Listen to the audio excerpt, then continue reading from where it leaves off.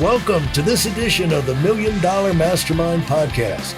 This is where we pick the brains of high achievers from all walks of life and get their hard-earned, real-world insights on winning. I'm your host, Larry Weidel. Hello, everyone. We're talking with Ben Askins, and he's kind of the leader, one of the leaders of the new generation of leaders around the world making a mark in business. So welcome, Ben. Wow, that's quite the intro. Very, very, very nice to be here. Yes, sir. And, you've traveled a lot of roads, made a lot of progress in your early career in business and in reputation, contacts, dealing with global brands. And I'm sure you picked up a lot of valuable insights about the way the world works and the way the world doesn't work and how to be successful out there.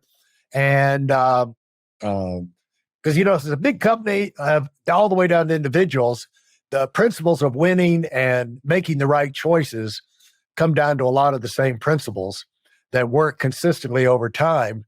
And the quicker you can learn those things, the quicker you can start being productive yourself. So when did you get started on your entrepreneurial business leadership type adventure? What was going through your mind at a young age that sent you in this direction?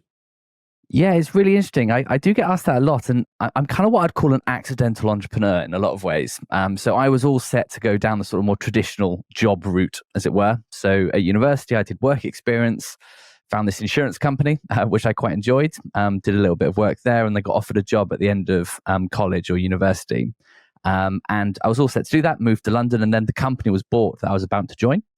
And so kind of left with nothing to do.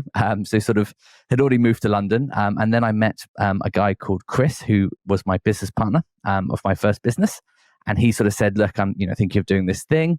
And I said, that sounds absolutely amazing. We couldn't have had less of a clue, but we decided to start a digital marketing agency. So I was 22 at the time when I started this.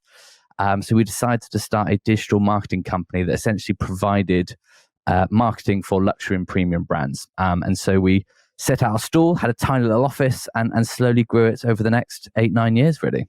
Did your partner have experience in digital marketing? No, neither of us did. So he had sold a few websites to make a bit of money at college, and I did Latin and Greek at university. So our experience on the digital front was absolutely diddly squat. So how do you go from diddly squat?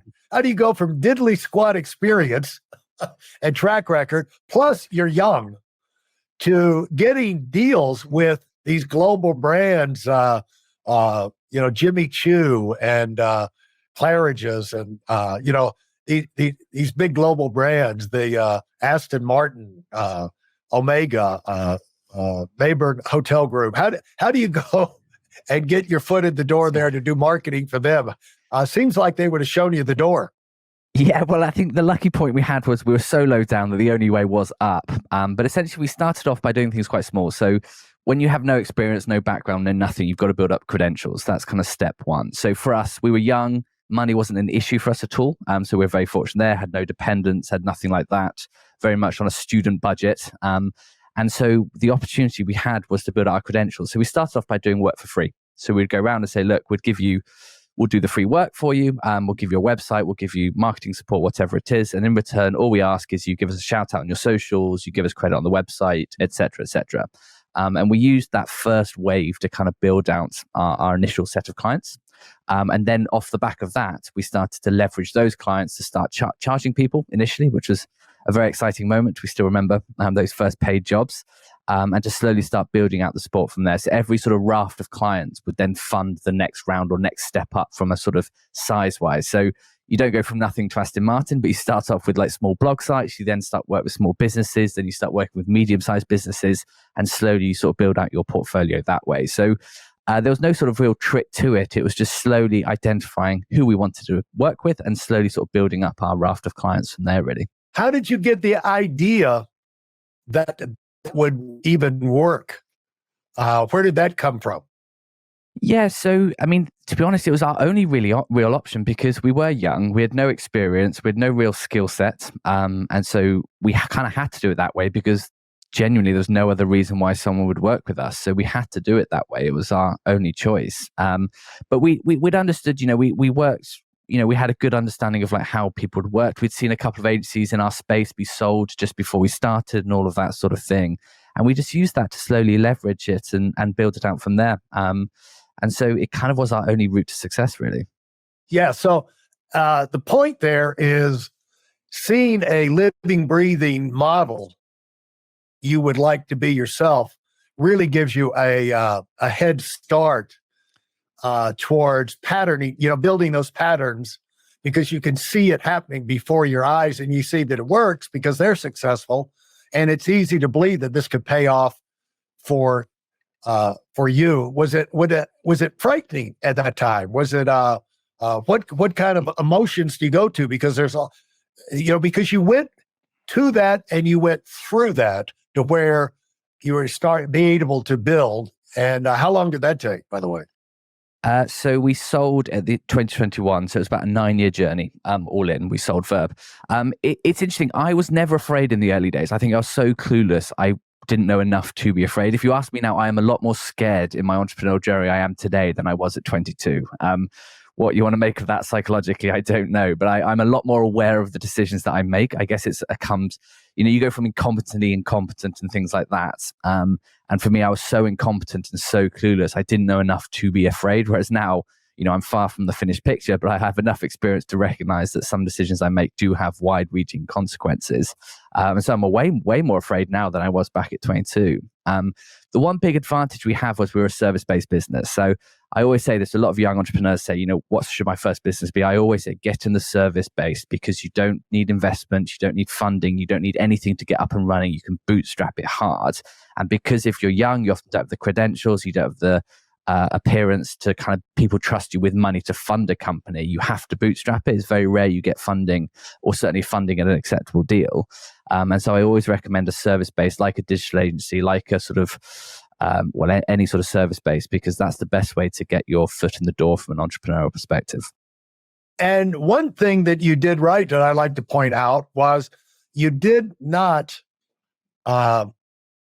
look for a handout or someone to come bail you out. You didn't stay on the dole and wait for other jobs to, the economy to shift and jobs to come back. You went on you figured out this is our only option.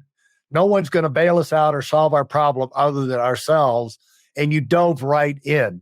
What do you think caused you to have that take charge type approach? Yeah, I don't know. I think it goes back to you're weirdly confident when you're young sometimes. You really are. I'm like overly confident, I would say, in a lot of ways. And I think for us, it was just a case of it sounded fun. It sounded interesting. It sounded exciting. And when you're young, those emotions matter, right? Well, like I said, go back to when we had no dependence, no why, nothing that, we were completely free in that sense. We're very lucky. I think it's one of the advantages of being young when you start a business is you don't have the pressures of a mortgage and all of that sort of thing. And so I think when something gets exciting, you're really happy to work hard on it. And so for us, it wasn't a sort of negative perspective, oh, what we're going to do, our backs against the wall. It was like, no, actually, we really want to do this. And and everyone thought we were crazy, right? No one thought, how's your little business going? How's your little company? Oh, how's your little whatever? Everyone used the word little for the first 2-3 years of our journey. And it was only after we kind of began to establish that people started to recognize what we'd built. So I think people laughing at you is a big motivation, like wanting to prove people wrong. I remember a couple of networking events early on where agencies who were much bigger than us would sort of go, oh, they treat you like the kid brother, right? Which was nice in a certain way, but gets quite patronizing quite quickly. And so that was always a driver for us, just being that and super, super competitive. I think which you have to be in this sort of world, really. Where'd you get the competitive streak? Having 3 siblings and playing a lot of sport when I was younger, I suspect.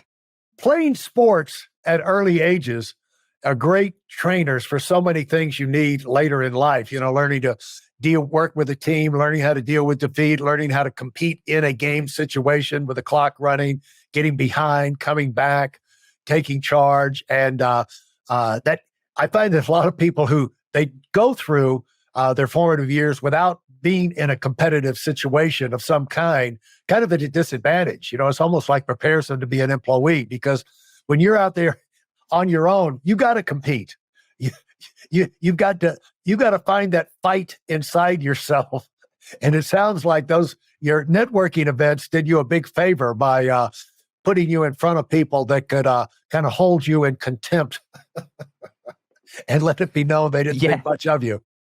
Yeah, it does. And those little things happen. But, I still hate networking events. I mean, I don't know many people who love them, but even now, and I think it probably does go back to those few early car crashes where we would go, very proud of our business, and people just completely ignore you, basically. Where it's interesting, so I still don't like networking events. So I do find it interesting how those early lessons in your career really do stay with you.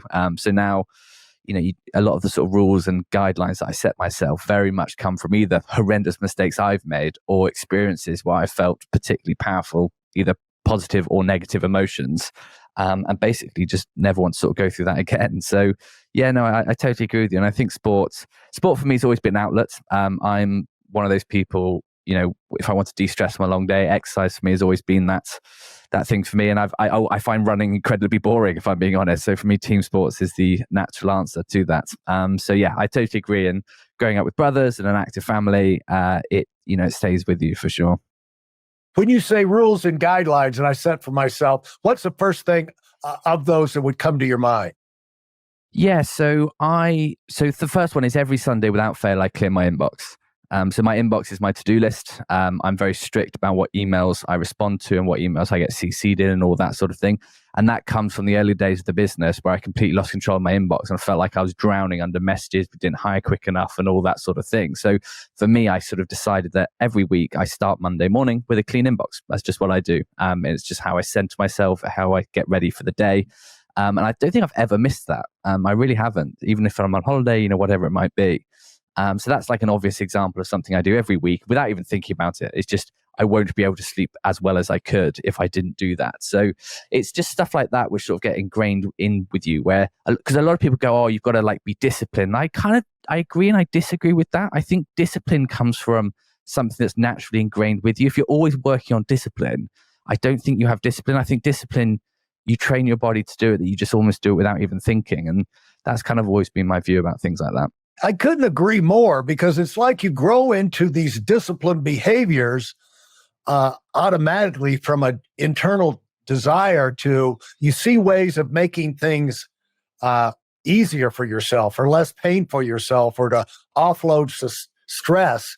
And you wind up doing it because, it's makes, you realize this is going to make my life easier. And so you're not doing it because of some commitment you made to discipline or to obey the rules. You're doing it because this has got a payoff for me, and I'd rather do that than not, start the week under the gun with a pile of emails hanging over my head, And so that's a great point.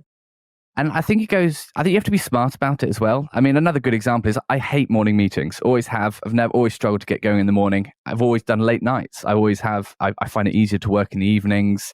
Things a bit quieter. I get a lot of my thinking done then. And so I kind of set my day up for that. I try and get a lot of the sort of easy tasks out in the morning and know that I do my best work after lunch.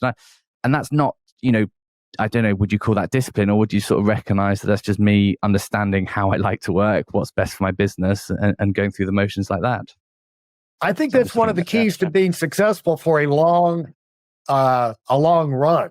You develop an approach to life and business and projects that suit you, that you have discovered fits you, and where you can be the most productive. That's the whole idea. How can we get ourselves to be the most productive? And have the best attitude too. You don't want to be going to these networking events that this always puts me in a foul mood, and then I'm going to go to them. It's just you find the things that put you in a good mood, and people put you in a good mood. In situations, you design the systems, and I think that's where a lot of good discipline kind of comes from. Thanks for listening to the $1 Million Mastermind. If you felt there were any valuable takeaways from this episode, please take a minute and leave us a 5-star review. Your feedback is important and really helps us get the word out to a wider audience. Remember, we have a valuable webinar that is absolutely free. Register for it right now at whitealumwinning.com. Thanks for listening.